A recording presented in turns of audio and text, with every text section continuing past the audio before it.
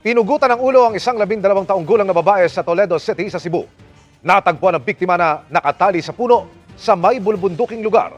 Nagulantang ang mga residente sa Toledo City sa Cebu nang makita ang paang ito na tangay-tangay ng isang aso. Nang siyasatin, nadiskubre ng mga residente ang pinanggalingan ng paa, isang batang babae na nakatali sa puno at wala ng ulo sa bulubunduking bahagi ng barangay. Ang ulo ng bata natagpuan di kalayuan sa katawan. Sa investigasyon ng pulisya, kinilala ang biktima na si Crystal Joy Abarquez, 12 taong gulang, na mahigit isang linggo nang nawawala. Abot-abot ang pagdadalamhati ng magulang ni Crystal na nawala noong February 11 matapos umalis ng bahay. Kung gitawagan akong anak, dili na makontak. Huli siyang nakitang buhay sa CCTV video na ito kung saan makikita siyang sakay ng isang motorsiklo na minamaneho ng isang nakasombrerong lalaki alas 5 ng hapon ng araw na yun.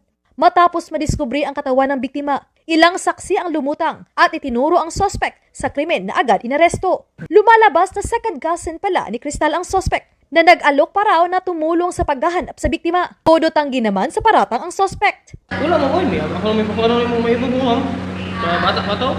Sa background check na isinagawa ng kapulisan, napag-alaman na may kaso na ng 2 counts of rape sa Iloilo ang suspect. Inaantay pa ng pulisya ang resulta ng autopsy para alamin kung pinagsamantalahan ng suspect ang biktima. Sana makahanap tayo ng mga bagong uupo. Yung totoong yung talagang malinis yung hangarin para tulungan ang bansa natin at ang mga tao. Yung totoong tutulong. Pero walang nakakaisip, 'di ba? Walang nakakaano para pag everything na parang disappointed na lang o disappointed Kasi lahat na ng lang. mga public servants natin, selfish interest lang. Sila lang ang iniisip nila. Ano nangyari sa ating bansa?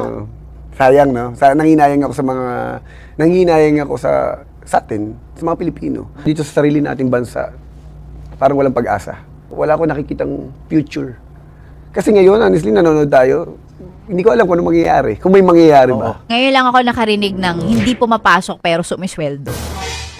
Nung binabasa ko yung balita, sabi ko, ang swerte naman pala nitong mga to. Kaya pala talagang nagkakandara pa sila. Pag eleksyon, gusto dun sa posisyon na yun. Ganda pala eh. Kaya ganong benefits. Kahit hindi pumasok, may sweldo.